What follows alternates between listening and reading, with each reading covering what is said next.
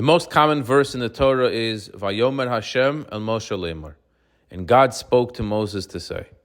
The second most common verse in the Torah is Vayedaber Hashem el Moshe Emor, which also means, and God spoke to Moses to say. These two verses are found in this week's Torah portion multiple times. And the Torah mainly uses these two Hebrew words, Vayomer and Vayedaber, for speaking. Parshas Emor opens by discussing the special rules and regulations given to the Jewish priests, the Kohanim, like whose funeral they can go to and who they can marry. These laws are exclusive, as 95% of the Jewish people are not priests and perforce do not need to follow these guidelines.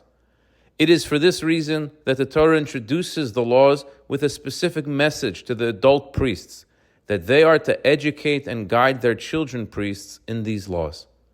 The language the Torah uses to open these laws is, Vayomer Hashem el Moshe, Emor el HaKohanim b'nei Aharon v'amarta alehem. And the Lord said to Moses, speak to the Kohanim, the sons of Aharon, and say to them. 15 verses later, when the Torah opens the laws of various bodily blemishes that disqualify priests from officiating in the tabernacle, the Torah uses the terminology of Vayedaber Hashem el Moshe Emor, and the Lord spoke to Moses to say.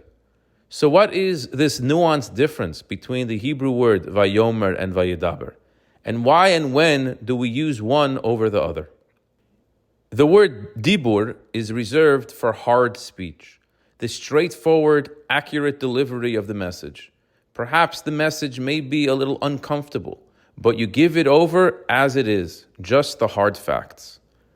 The other word in Hebrew is amira. This is soft speech, meaning tailoring the message to its intended recipient in order to ensure that it is indeed received and clearly understood. The delivery is softer and much more empathetic.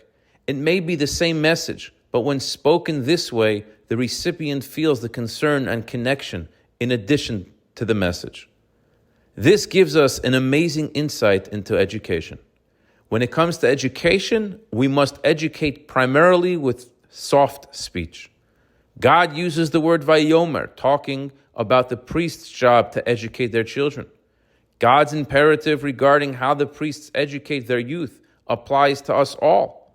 In order to be effective, educators must relate fully to their students and tailor their style of delivery accordingly. This doesn't start and stop in the classroom, nor does this apply exclusively to parents of young children. Whenever we see in someone a behavior or attitude that is in need of inspiration or correction, we are immediately cast by divine providence in the role of an educator. But who has the patience for this? This isn't my child. This is not my student. Perhaps it's not even my friend. It's just a random person. So even if it is my role to say something, to rebuke, to educate, I'll shout my piece and move on. I'll say it the way it is, whether they can handle it or not.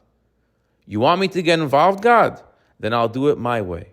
But of course, this approach is incorrect. From this week's Parsha, we must learn, for all cases, we must always remember God's instruction to make exclusive use of soft speech. I wish you a good Shabbos.